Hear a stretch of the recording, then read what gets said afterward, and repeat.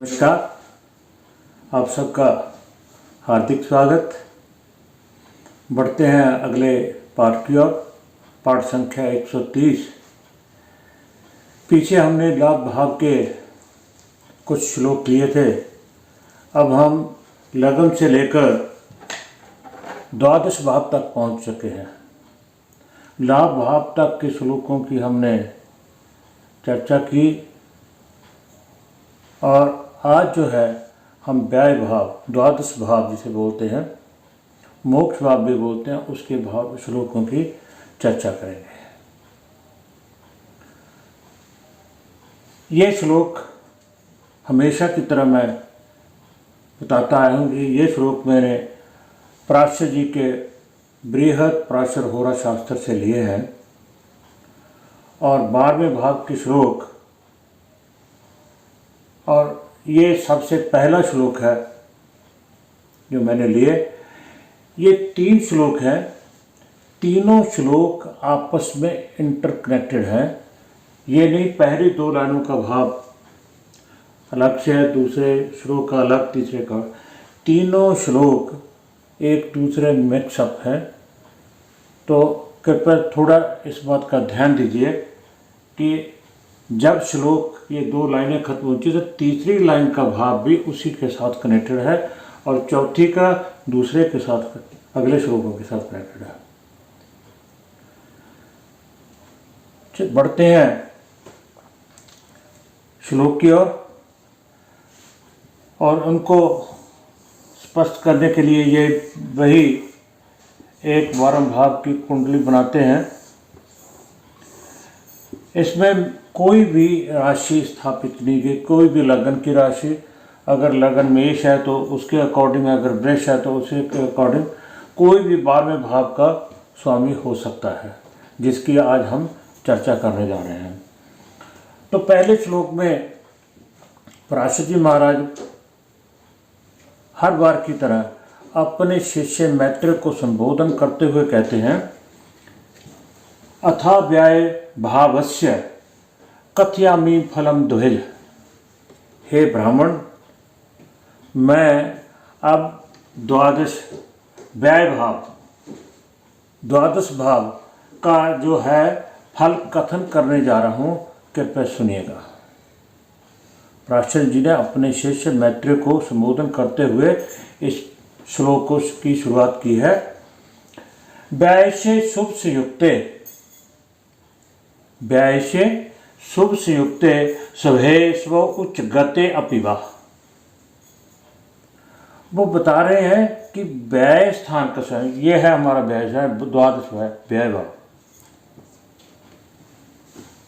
व्याय भाव का जो स्वामी है वो व्याय से शुभ से युक्त, शुभ ग्रहों के साथ युक्त है। सभे अपनी राशि में स्व उच्च गते अपिवा, अपनी राशि का होकर बैठा है, शुभ ग्रहों के साथ बैठा है या अपनी उच्च राशि में होकर बैठा है। वैसे शुभ से युक्त स्व उच्च गते अपिवा। तो क्या कहते हैं अगली लाइन में, वैच शुभ संयुक्त, और व्यय भाव में भी शुभ ग्रहों की स्थित हो, शुभ ग्रहों की युति हो, शुभ ग्रह स्थित हो। उन्होंने पहले व्यय भाव के जो लॉर्ड है, जो स्वामी है, उसके बारे में कहा है कि अगर उसकी युति व्यय से शुभ से युक्त, शुभ ग्रहों के साथ, शुभ ग्रह कौन है, गुरु और शुक्र। बुध अगर अकेला शुभ ग्रहों के साथ बैठा है, चंद्रमा अगर पूर्णमासी के आसपास है, क्षीण नहीं है, तो वो भी शुभ कहलाएगा। जो 12वें भाव का स्वामी है वो शुभ ग्रहों के साथ स्थित है, शुभ अपनी राशि में है या फिर अपनी उच्च राशि का होकर बैठा है। व्यय स्थान का स्वामी शुभ ग्रहों के साथ बैठा है, अपने राशि में बैठा है या अपनी उच्च राशि का होकर बैठा है, तो और उसके साथ अगली लाइन में क्या कहा है, बैच शुभ संयुक्ते, और 12वें भाव में भी शुभ ग्रह हो, 12वें भाव में भी शुभ ग्रह हो, शुभ कार्य व्यस्तता, तो ऐसा जातक अपनी कमाई, अपना जो पैसा है शुभ कार्यों में खर्च करता है।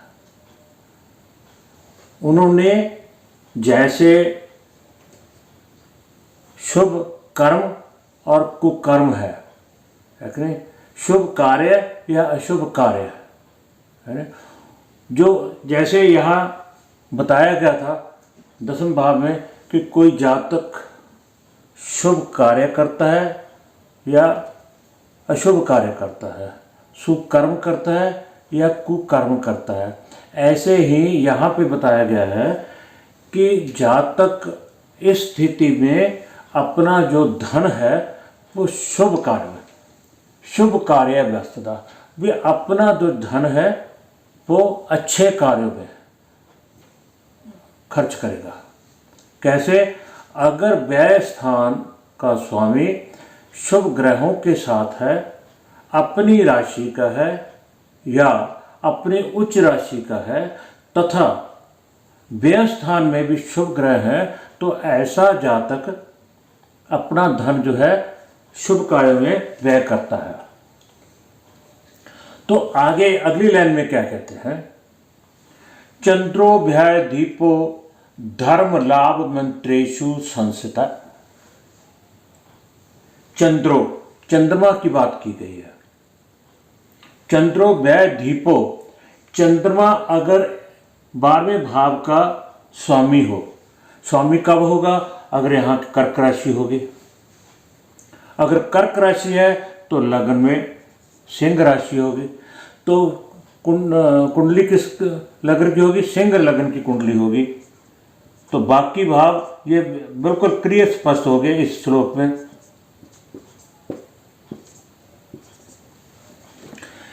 चंद्रोभ्याय दीपो, चंद्रमा 12वें भाव का स्वामी होकर धर्म लाभ मंत्रेषु संस्थिता।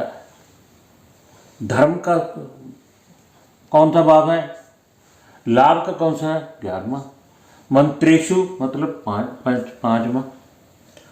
इन 3 भावों की बात की है, धर्म 9वां, लाभ 11वां, मंत्रेषु 5वां।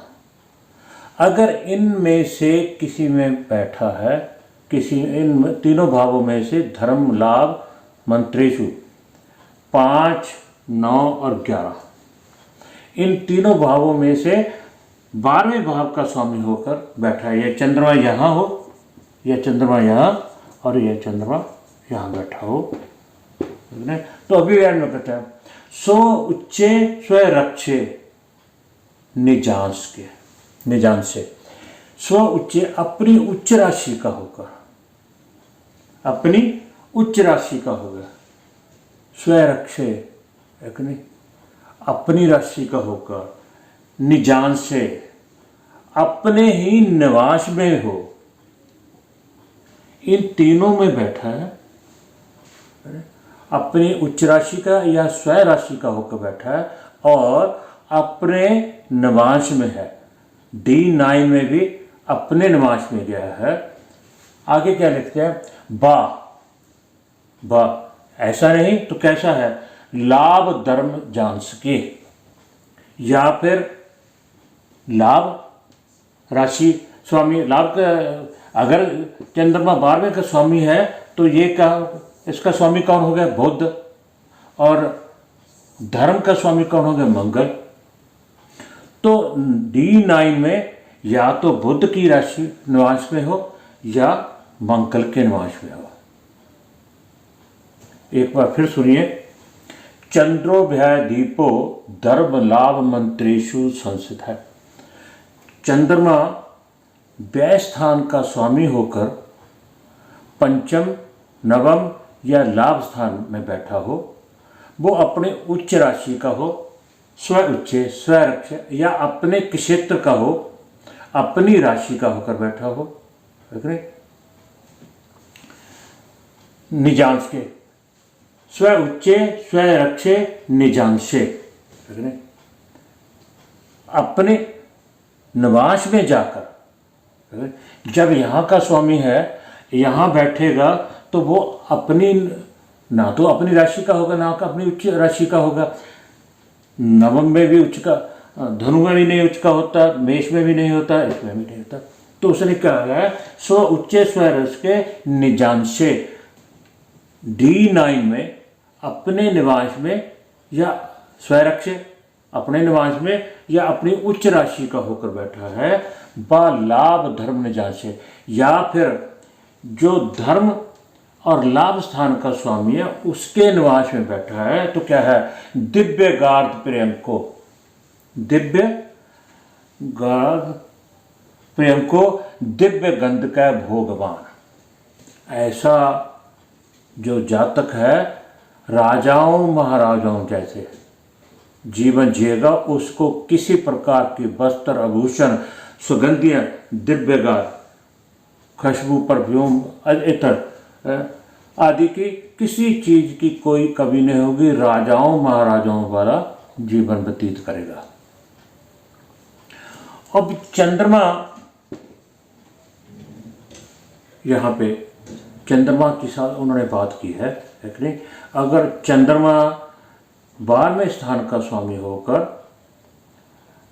5वें 9वें या 11वें स्थान में बैठा है ना, और क्या बोला है, अपनी राशि का, अपनी उच्च राशि का या अपने निवास में D9 में बैठा है, अगर ऐसा नहीं तो वो लाभ धर्म चांस के धर्म स्थान का जो स्वामी है या लाभ स्वाम का स्वामी है उसके निवास में बैठा हो, या तो अपनी उच्च D9 में अपनी उच्च राशि का होकर बैठा हो, अपनी राशि का होकर बैठा हो, या अपनी राशि का निजांश के स्वरक्षे निजांश से अपने निवास में हो, और या ऐसा नहीं है बा लाभ धर्म जांच के, तो धर्म और लाभ के जो स्वामी हैं उनके निवास में बैठा हो, तो ऐसा जातक राजाओं महाराजाओं से वस्त्र आभूषण की दिव्य गंध का भोगवान, उसको हर जीवन का हर भोग विलास प्राप्त होगा। क्योंकि यहाँ से क्या मिलता है, शैया सुख, भोगवान, हर तरह का राजा महाराजाओं जैसा उसका व्यवहार होगा और रहन सहन होगा, उसके वस्त्र आभूषण और किसी चीज़ की इतर फलेल आदि की किसी चीज़ की कमी नहीं होगी। तो ये थे 3 श्लोक वैभ भाव के। इसके अगले पाठ में कुछ और श्लोक हम लेकर हाजिर होंगे। आप सबका बहुत बहुत धन्यवाद।